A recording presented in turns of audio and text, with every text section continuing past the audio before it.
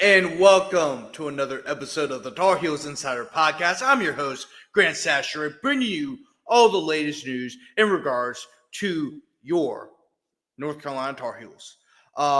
And we've had a pretty busy week. Of course, today will be the third straight press conference day, the same as it's been the last couple of weeks. Belichick's weekly press on Tuesday, along with a couple players.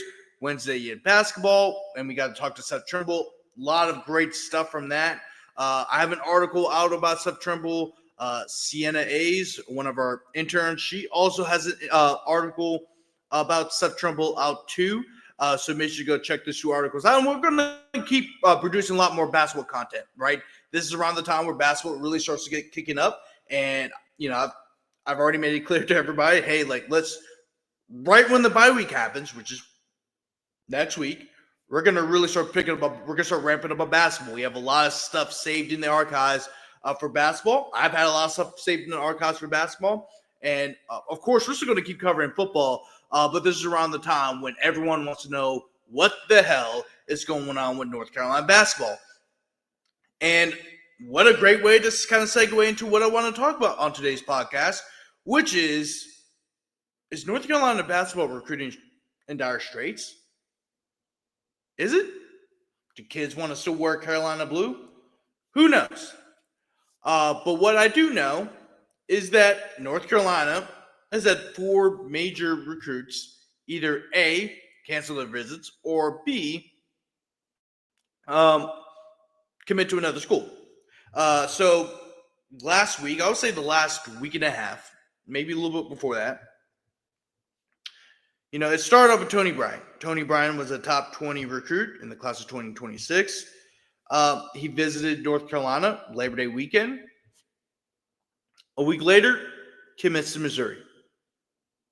But the context with that is, Tony Bryan has had a great relationship with Mizzou since the beginning. Matter of fact, Mizzou was one of the first schools to recruit him. So, he kept that loyalty. He stayed loyal to the soil, which is something that I can,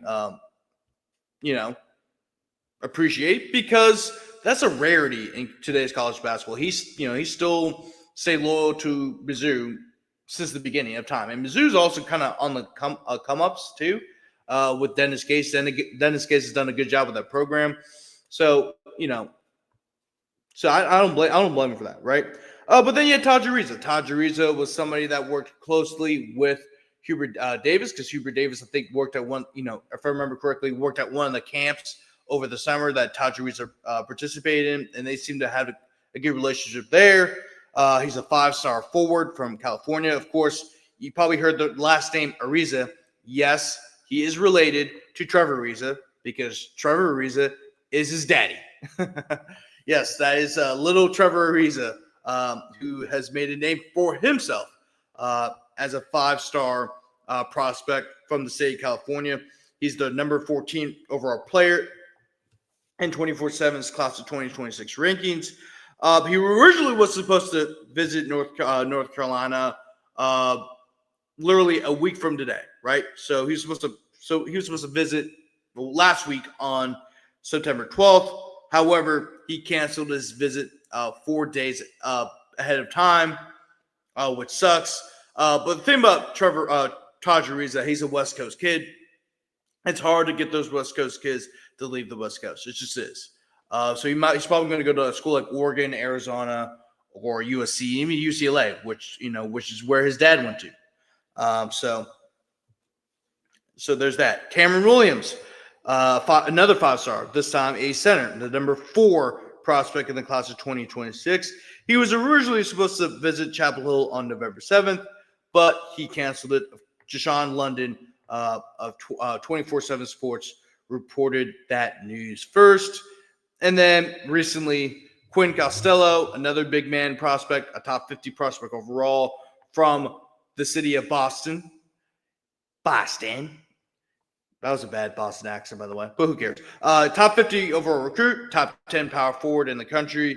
UNC, Michigan State, Texas, Purdue, Minnesota, and Michigan were all in the hunt. Michigan actually got into the battle late, and they were able to swoop up a commitment from Costello.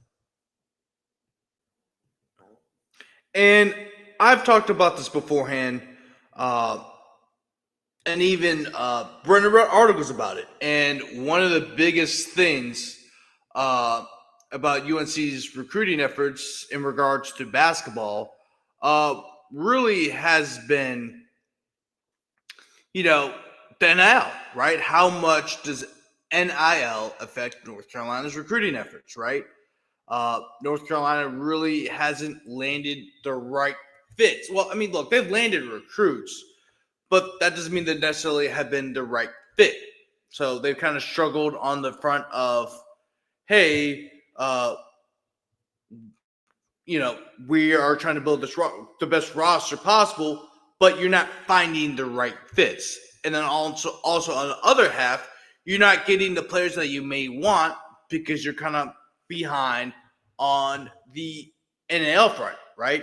And Hubert Davis is kind of an old school kind of North Carolina guy. I'm not saying he's not against NIL because he definitely is for NIL, but he didn't necessarily probably know how to handle it. I think he's one of those old school Carolina guys where guys want to come to Carolina because we're Carolina. We've got 6 national championships. We got the Carolina blue uniforms with the Argyle going across the uniform. We got Michael Jordan. We got all these great players, Hall of Famers that have played for North Carolina. It's not even just Michael Jordan, Vince Carter. You have, like, just like you're not even just a Hall of Famers, man. Just great play. Like, there's so many great players that have played for North Carolina. Antoine Jameson, Tyler Hansbrough, Ty Lawson. Just Kenny Smith, Brad Dotery. You just lose track in your mind whenever you speak of North Carolina basketball. How many great players that have played for North Carolina? Rasheed Wallace. You know what I'm saying? And it's incredible how many players that have worn the Carolina the blue and white uniforms. James Worthy is another one. There's just so many great players. Bob McAdoo. Bobby Jones. Guys have gone. Guys have gone on to gone to the NBA, the Hall of Fame. It's ridiculous how many great players that have played for the Tar Heels. So you can go. So you would assume if you're a guy like Hubert Davis or an old school Carolina fan or coach or alumni, you name it, that kids want to come play for Carolina because it's Carolina. That's not the same anymore. It's not the same. And, it's kind of the same thing when I was covering LSU. LSU was the only big school in the state of Louisiana. So for a very long time, guys want to come to LSU because we're LSU. We got all these great players. We have all this tradition and blah, blah, blah. And then all the boosters soon found out, yeah, we need to pony up some money. That's what is kind of going on with North Carolina right now. I don't think they're falling behind on the recruiting front. I just think it's more of they're just trying to play catch up. That's why they hired Jim Tanner as GM. Right? He knows how to negotiate. He knows how to handle business deals. He knows how to he's worked with the NCAA, the NBA. He's worked with multiple people. He also was an agent. I believe he was an agent, if I remember correctly. So, they're trying to figure that thing out. And look, all hope is not lost. It really isn't. You still have many great players that North Carolina is very interested in. Matter of fact, I think they could come to North Carolina. Deron Rippey Jr., Bryson Howard, Cole Clore. Although Cole Clore, I will say, right now it's not looking too good for Carolina. NC State and UConn, I would say, are in the lead right now. But it's still a chance he could come to Carolina. You just never know with the recruiting. But you also have Cameron Holmes, Maximo Adams, Dylan Mingo. That's a possibility. Mika, I don't know how to pronounce his name. think it's Mika Marinin. I gotta look it up. But I'll just call Mika. Mika's mom played at North Carolina under Sylvia Hatchell in the early 2000s. He's a legacy. There's a great chance UNC can land him. So they're boom. There's your big man. That's the guy that can replace either Caleb Wilson or Henry Vissar. I mean, there's still many players that are out there. There's still players that Carolina could land. And even if they don't land all the people they want, guess what? They're going to use the transfer portal. That's the beauty of the modern day of college basketball. So I don't think North Carolina is on dire straits. I don't think it is. Could it be a problem?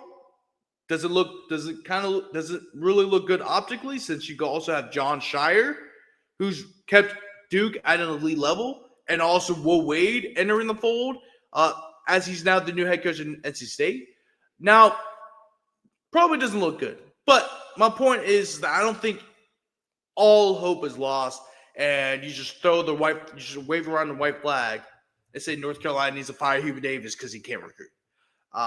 No, I don't think that at all. But it is something that is kind of a little bit of it's getting a little bit worrisome as we start to get really, really deep into the recruiting season in regards to basketball. But I think there's still some guys out there that want to wear Carolina blue. But also, you can say, well, yeah, you can wear Carolina blue, but are you the right fit? I think right now they just need to find the best players possible, and then also the right fit for what you want to accomplish as a program. With that being said, that's going to wrap up today's episode of the Tar Heel Insider Podcast. By the way, I also have an article about this issue up on the subject as well. So if you have trouble following along, via audio, if you're more of a visual learner, I have an article up on this issue as well. So make sure to go check it out on our website, si.com/UNC or /college/UNC. Once again, si.com/college/UNC. And that's where you find all of our content in regards to North Carolina football, North Carolina basketball, North Carolina baseball, you name it. That's where you'll find all of our great content. We're churning out content each and every single day, 10 to 12 articles per day. So make sure to go check it out on our site. And also make sure to go follow us on Twitter at Tar Heels on SI. Also make sure to go follow our Facebook page, North Carolina Tar Heels on SI. And also make sure to go follow me on Twitter. My name is Grant Chachere, so last name, first name. And if you can't spell my last name, it's up here on the screen right here. But also, pull out your Tony Chachere seasoning. That's how you spell my last name. Just look up to see the Chachere, bang. Spell Chachere on your keyboard or wherever you may use Twitter. Then Grant, and that's a wrap. So, thank you guys so much for watching, and you guys have a great rest of your day.